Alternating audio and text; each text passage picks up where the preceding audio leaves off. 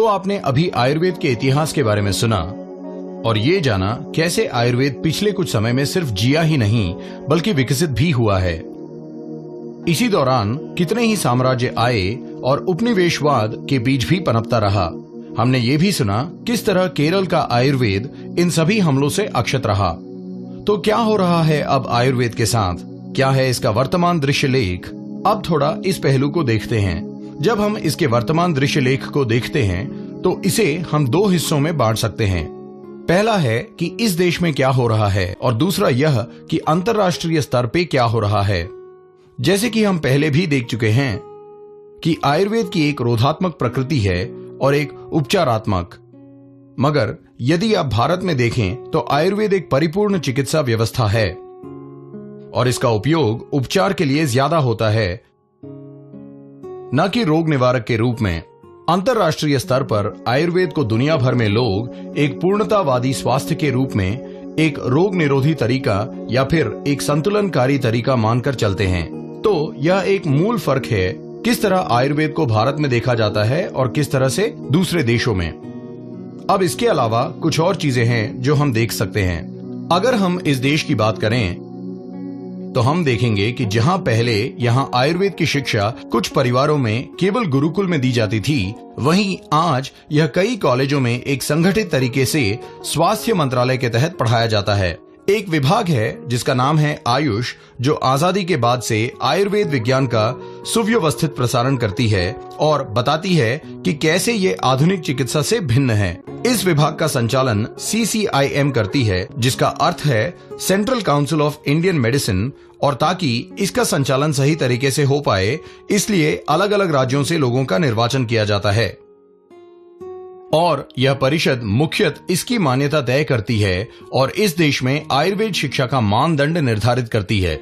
इसके अलावा हम चारों तरफ कई उपचारात्मक या पंचकर्मा चिकित्सालय पनपते हुए देखते हैं और हजारों की तादाद में हर साल, बल्कि केवल केरल में हर साल 1 करोड़ पर्यटक आते हैं सिर्फ आयुर्वेदिक चिकित्सा और तनाव मुक्ति रोगोपचार के लिए।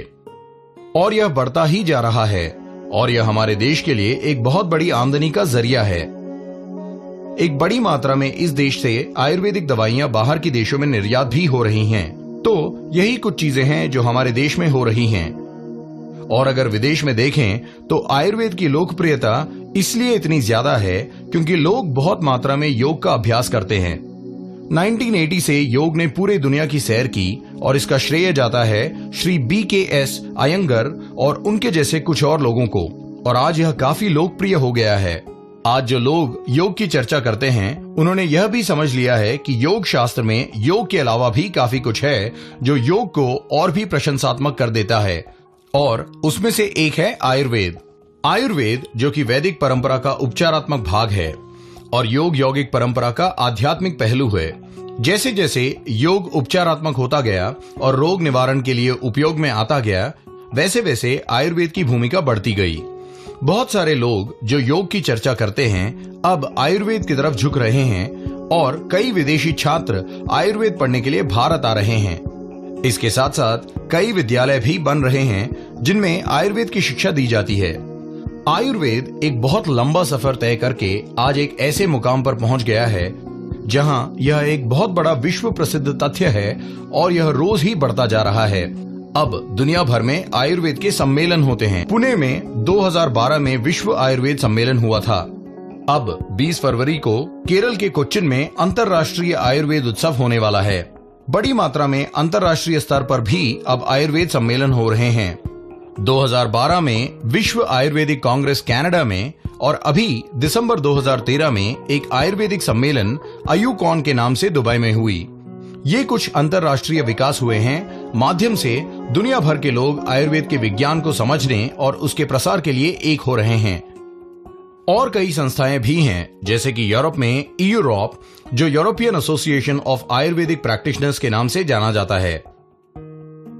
उसी तरह अमेरिका में नामा है जो नेशनल आयुर्वेदिक मेडिकल एसोसिएशन के नाम से जाना जाता है। ऑस्ट्रेलिया में AAA है जो कि ऑस्ट्रेलियन आयुर्वेदिक एसोसिएशन है जिसकी स्थापना 1977 में हुई थी।